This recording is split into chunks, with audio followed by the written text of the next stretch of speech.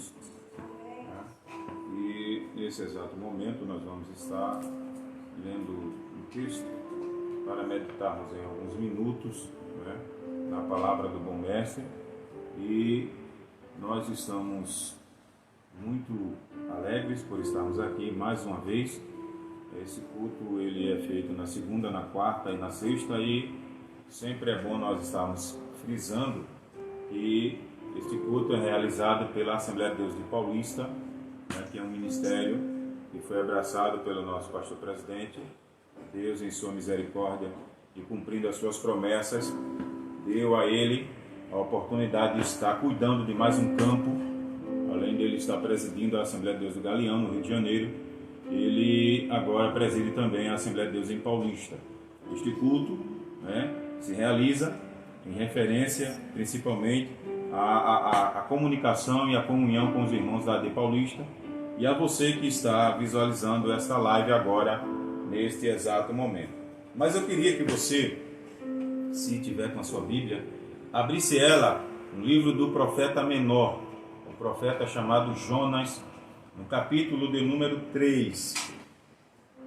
Capítulo 3 do livro de Jonas, que é um dos profetas menores que Deus chamou para realizar a sua obra. E o versículo de número 10, capítulo 3 de Jonas, e o versículo 10. Acompanhe comigo esta leitura, pois será apenas um versículo e nós vamos meditar em poucos minutos aqui nesta palavra. Se você encontrou, a palavra de Deus nos diz assim, capítulo 3, versículo 10 de Jonas: E Deus viu as obras deles, converteram do seu mau caminho, e Deus se arrependeu do mal que tinha dito lhes faria e não o fez. E Deus viu as obras deles, como se converteram do seu mau caminho, e Deus se arrependeu. Preste bem atenção. E Deus se arrependeu do mal que tinha dito lhes faria e não o fez. Essa manhã abençoada, essa manhã privilegiada que nós estamos tendo de estar aqui com saúde, em comunhão com a família, em comunhão com o Espírito Santo. Deus, ele nos dá a oportunidade de mais uma vez falarmos acerca da sua palavra. A sua palavra que nos dá um preenchimento maravilhoso no que diz respeito à obra do Espírito Santo em nós, quando produz em nós o fruto do Espírito.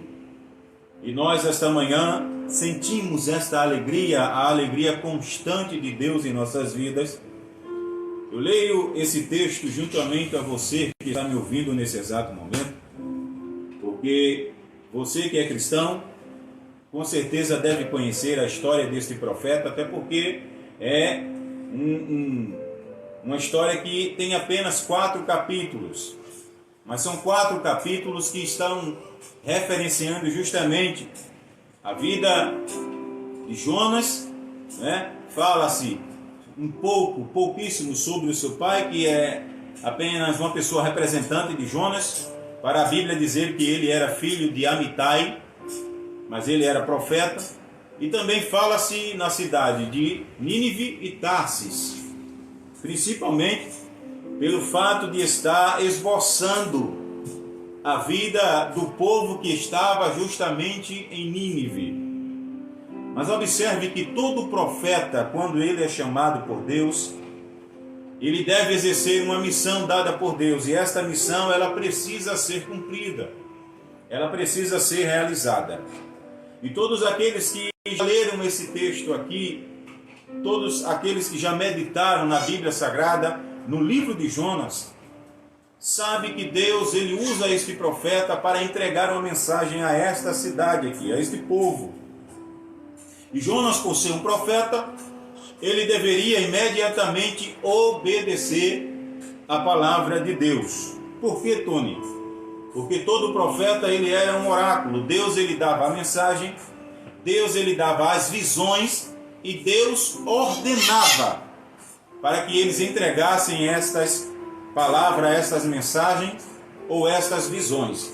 Você sabe tanto quanto eu que existem vários profetas na Bíblia. E a Bíblia, ela descreve tanto os profetas maiores como os profetas menores. Existiram alguns que tiveram maiores e mais visões. Existiram outros que tiveram menores e menos visões, porém, com um sentido amplo, que era de entregar uma mensagem, de entregar uma visão concernente à ordem de Deus e aquilo que Deus queria para o seu povo, né? E para aqueles que estavam longe da espiritualidade, longe da adoração a Deus, e Deus desejava que este povo retornasse à adoração. Observe que na mensagem que Deus sempre mandava os profetas entregarem, Deus ele sempre salientava, mostrava que queria o arrependimento do povo. Queria que o povo se arrependesse, queria que o povo buscasse a Deus de natureza, de forma que o povo deveria entender isto com claridade e voltar-se para Deus.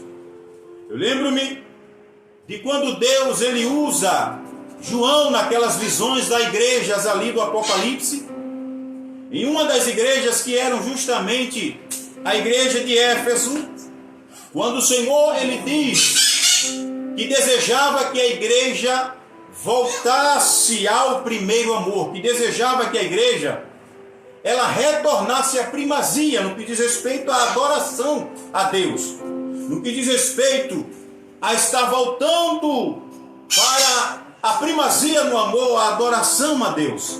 Ou seja, Deus ele sempre desejou o arrependimento, porque através do arrependimento a glória de Deus se manifesta na vida do homem, a glória de Deus se manifesta na vida de pessoas, a glória de Deus se manifesta na vida de uma nação. Observe que Deus ele procurava a comunhão com uma pessoa só, como também Deus ele procurava a comunhão com uma nação, porque Deus desejava ser adorado, Deus desejava ser reconhecido. Ele diz na sua palavra que ao homem não compete se exaltar, se ensoberbecer, mas a ele, unicamente a ele, seja a honra, a glória, o louvor, a exaltação e a adoração. E eu creio que você que está em casa, que está me ouvindo agora, que está ouvindo esta palavra, talvez esteja vivendo um momento difícil, e talvez nesse exato momento esteja pensando coisas totalmente contrárias àquilo que Deus ele deseja para você.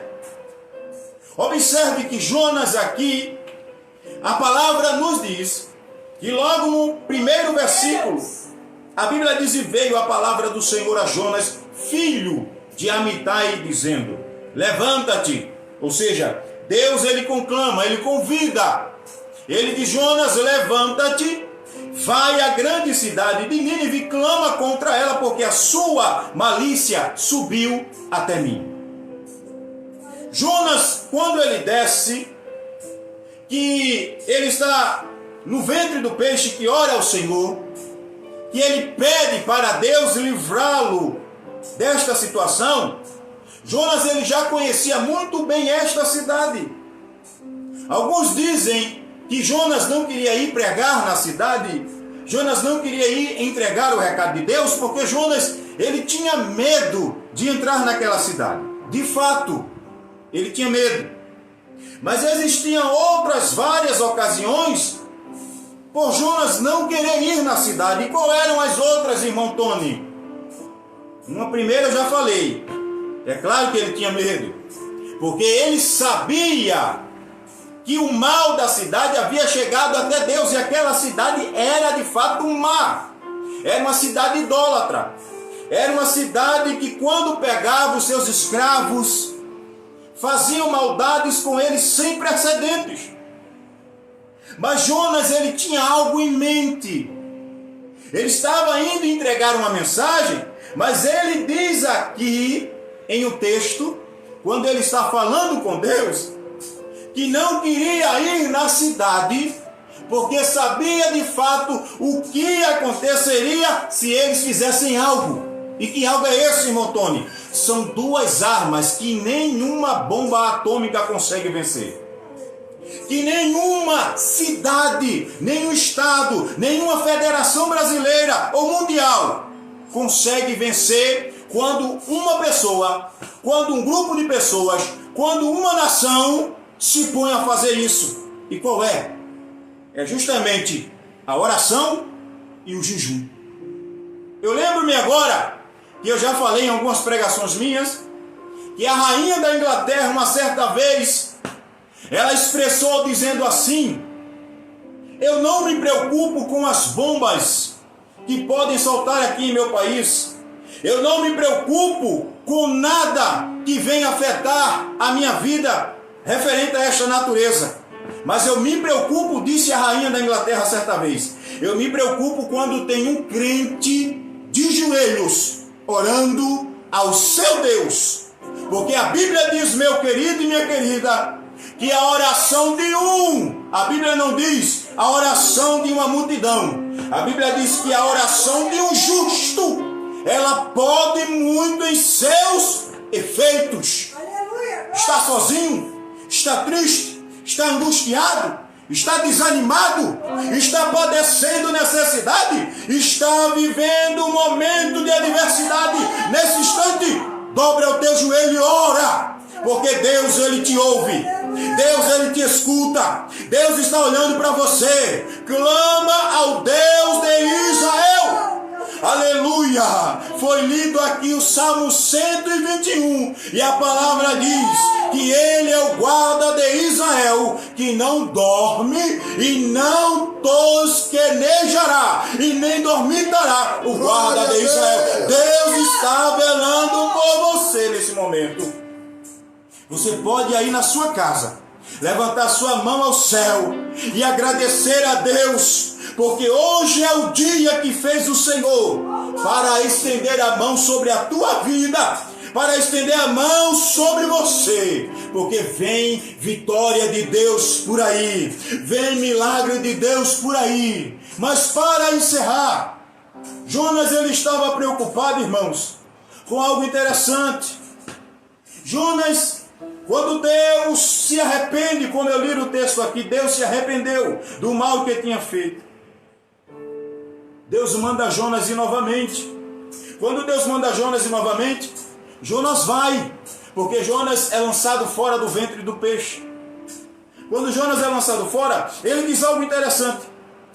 O versículo de número 9 do capítulo 3, ele diz: mas eu te oferecerei sacrifício com voz de agradecimento, o que votei, pagarei do Senhor. Preste bem atenção. O que votei, pagarei, porque do Senhor vem a salvação. Observe, Jonas disse que cumpriria o voto, mas quando Deus se arrependeu de destruir o povo, Jonas irritou-se. Aquele voto que Jonas disse que pagaria, mudou, porque Jonas, ele queria a morte. Agora observe, por que Jonas pediu a morte?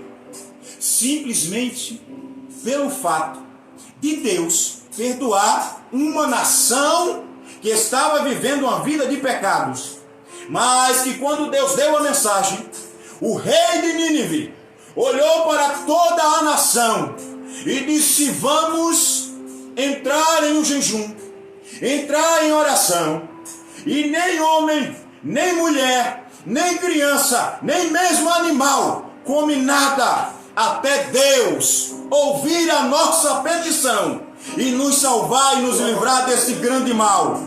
Deus ouviu a oração, Deus atendeu ao jejum, Deus atendeu ao sacrifício, e aquele povo passou a estar nos olhares de Deus em forma de misericórdia. Deus estendeu a sua mão, e a Bíblia diz que Deus se arrependeu do mal que tinha dito lhes faria e não o fez. Veja até onde pode chegar o sentimento de um ser humano. Jonas se irritou porque Deus perdoou aquele povo. Ele desejou a morte porque Deus perdoou, se arrependeu do mal que haveria de fazer aquele povo, que era a destruição. E o que ele diz, irmão Antônio?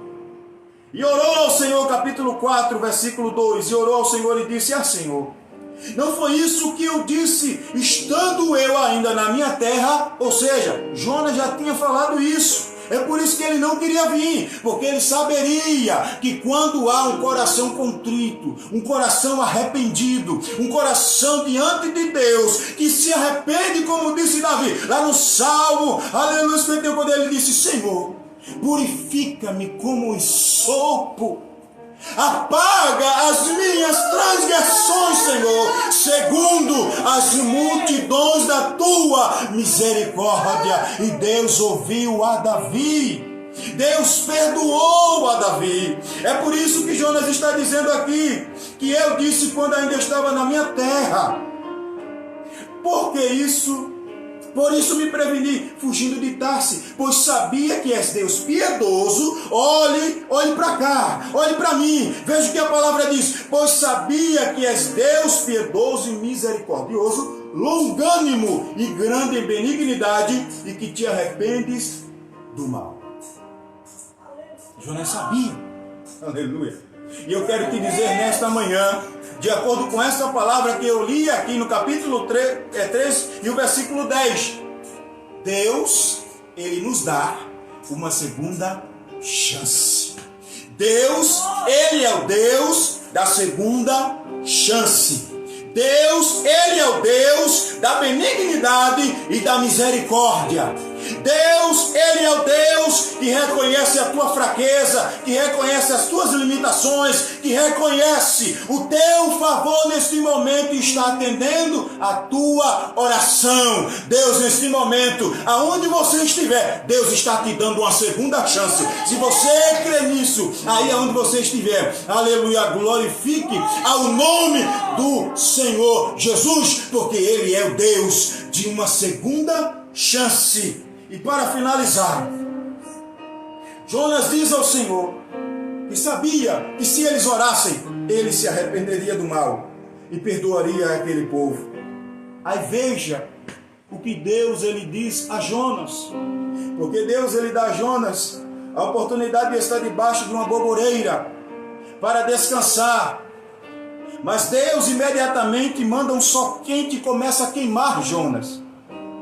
E no versículo de número 9, quando Jonas, o 8 diz assim: aconteceu que aparecendo o sol, Deus mandou um vento calmoso, oriental, e o sol feriu a cabeça de Jonas, e ele desmaiou e desejou com toda a sua alma, veja, desejou com toda a sua alma morrer, dizendo: melhor que me é morrer do que viver.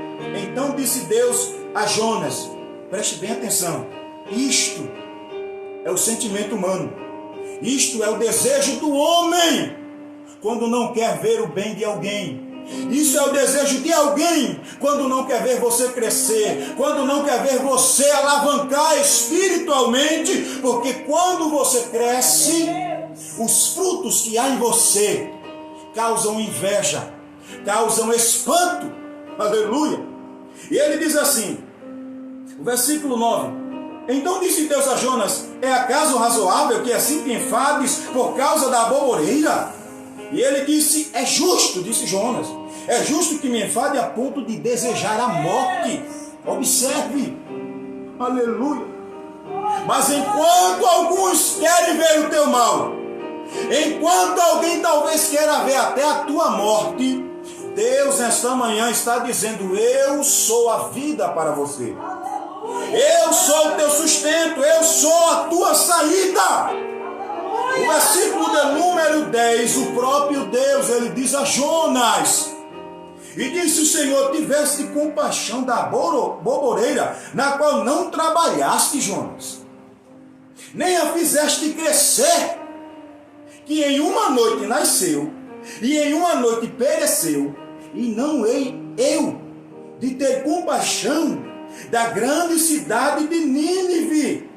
Deus dá até a numeração aqui do povo, em que estão mais de 120 mil homens que não sabem discernir entre a sua mão direita e a sua mão esquerda, e também muitos animais.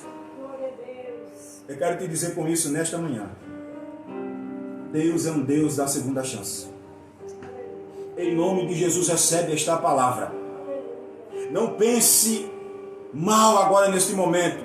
Talvez você esteja com enfermidade que é para a morte e agora até o momento não disse a alguém, não disse a ninguém. Mas tira esse pensamento da tua cabeça, porque Deus é o Deus da segunda chance.